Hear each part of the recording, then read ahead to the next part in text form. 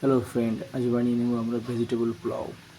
এর জন্য আমরা সুন্দর বাসমতি রাইস ভিজিয়ে রাখবো 30 মিনিট।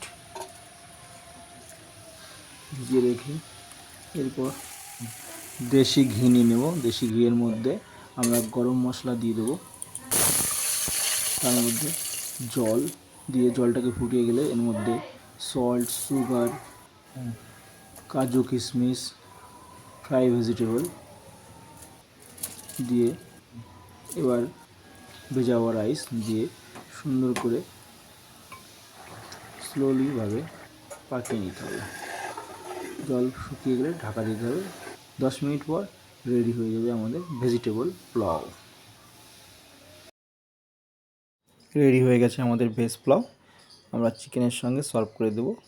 সুন্দর করে আমরা প্লেট সাজিয়ে সার্ভ করে দিচ্ছি চিকেন কারির সঙ্গে। দেখার জন্য ধন্যবাদ।